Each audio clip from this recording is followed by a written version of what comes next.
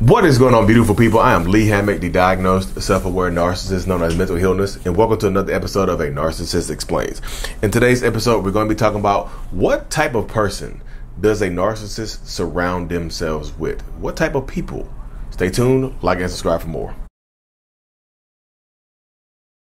A lot of people asking me, what type of person does a narcissist typically surround themselves with? And of course, if you're new here, I'm a clinically diagnosed narcissist. I have narcissistic personality disorder. So narcissistic people typically surround themselves with people who are going to echo their sentiment and not hold them accountable and enable their behaviors. Rarely ever will you see a narcissist surround themselves with people who are going to question their motives and hold them accountable and say, hey, you're wrong here. Most narcissistic people are going to try to avoid accountability at all costs. So they want to surround themselves with yes men and yes women and yes people. They want to hear that even their toxic bad behaviors are acceptable inside this little circle. So typically narcissistic people look for echo chambers. They want people to echo what they do and echo what they say and just say, hey, look, and make excuses for their behaviors. Hey, look. You're a narcissist. What more do people expect of you? You're a victim too. Your behaviors are not your fault. So be careful who you follow on social media. So welcome back. What type of person does a narcissist want to surround themselves with, y'all? Before we hop into today's episode, make sure y'all take a look at the self-love brand. I love me. I'm resilient. The self-love brand helps represent where you are in your healing journey. The link is in the description of every single video I do. So what type of people do narcissistic people tend to want to surround themselves with?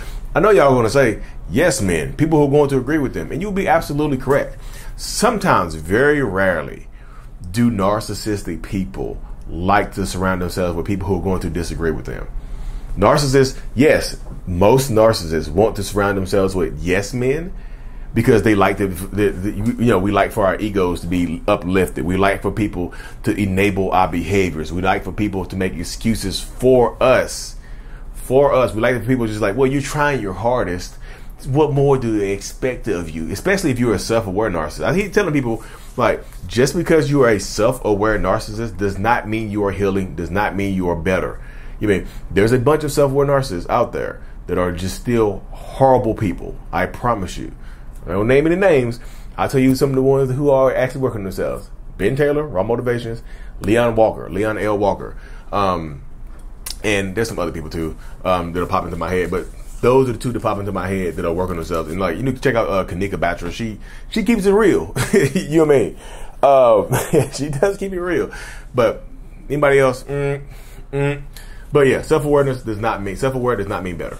But most narcissists like to surround themselves with yes men, but some narcissistic people like to surround themselves with at least one detractor, one person who is going to compete with them, one person who's going to have an opposite perspective, because sometimes that narcissistic person likes to be able to prove somebody wrong. You can't have everybody that's around you that's going to agree with you all the time and make yourself look good and feel good. That's cool. But sometimes you want somebody to put up a fight. So you have that person. Yes, they agree with you most times, but every once in a while, there'll be a disagreement, like your best friend or something like that. Every once in a while, you support each other. You support that person. That person supports the narcissist. But every once in a while, they disagree with them. And the disagreements might end up being a blow up where they don't talk to each other anymore for a long time. They cut each other out of each other's lives, but they always find their way back to each other. Enable the behavior. Some disagreement happens, break up, bust it up. You see what I'm saying? They have a couple of people in their life who might push back on their perspectives. They might, but most times you're going to see a circle or what do you call a pack of enabling?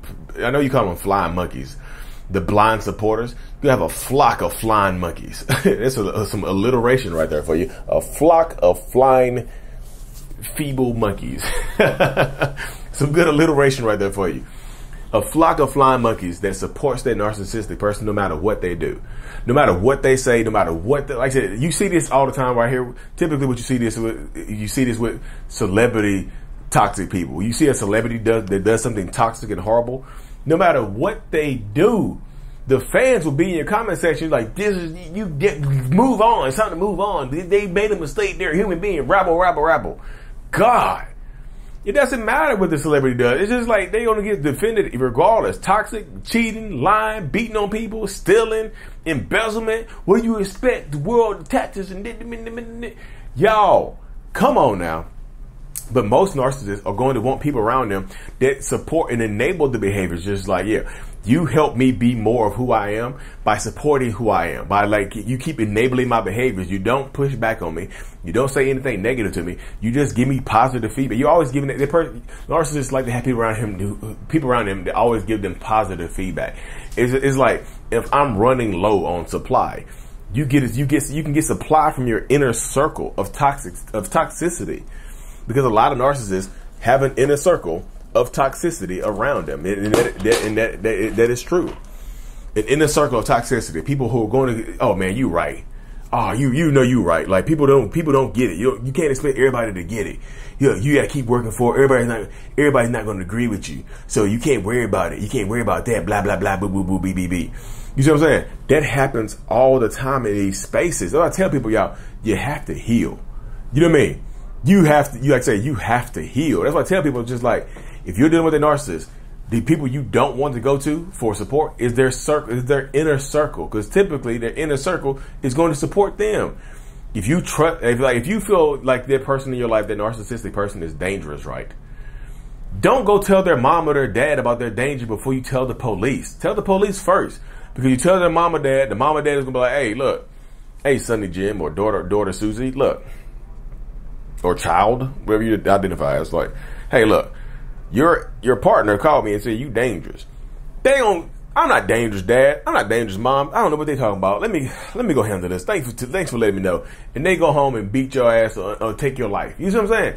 Make sure you don't go to their inner circle or the people who have been enabling their behaviors or the people they support them for support. Why would they support you if they got their head so far up the narcissist's butt? Like they can't see. Why they gonna support you?